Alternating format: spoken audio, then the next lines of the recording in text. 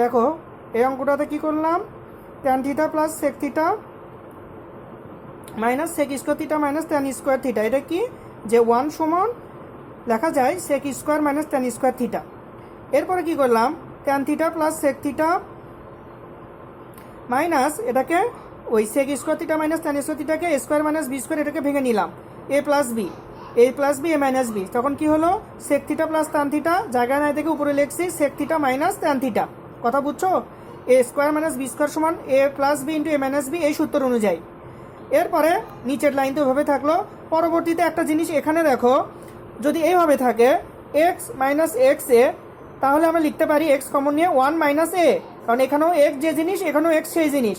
তুমি যদি এখন এখানে দেখো tan theta plus sec theta, tan theta plus sec theta এখানে যা আছে, tan theta plus sec theta এখানেও আছে, আর এটার সাথে একটা অংশ গুণ আকারে আছে। তাহলে এটা যদি এক্স হয়, এটা যদি এক্স হয়, এটা যদি এ হয়, তাহলে এটার মধ্যে কমন নেওয়া যায়, যে এক্স কমন নিলে এখানে এক্স এর জন্য 1 আর এখানে থাকলো কি মাইনাস এ।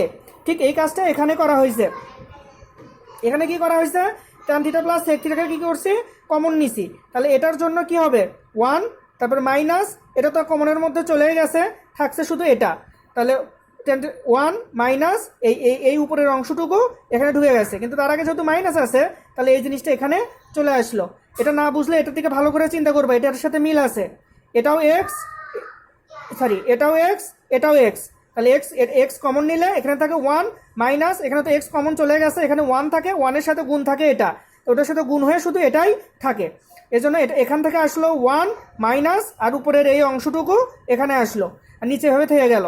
তারপরে তুমি দেখো এই জিনিসটা যদি মাইনাস উঠায় দাও, তাহলে এখানে মাইনাস সেক থিটা এখানে হয়ে যাবে প্লাস ট্যান থিটা, সেখানে হলো minus sec theta plus tan theta. এখন নিচেরটার উপরেরটা কাটা যায়, দেখো minus sec theta plus tan theta plus 1 কেটে গেল, থাকলো tan theta plus sec theta. ঠিক আছে, আজকের পড়া এখানেই শেষ। আর কালকে যে এইচডাব্লিউ দিছিলাম ওই এইচডাব্লিউ গুলোই থাকবে আমার কিন্তু মনে আছে, প্লাস আজকে যে পর্যন্ত অঙ্ক করাইছি এগুলো সবগুলো অঙ্ক। আমি কালকে আগে এইচডাব্লিউ চেক করবো, ছবি উঠাই নিব, তারপর তোমাকে পরের অংশ পড়াবো।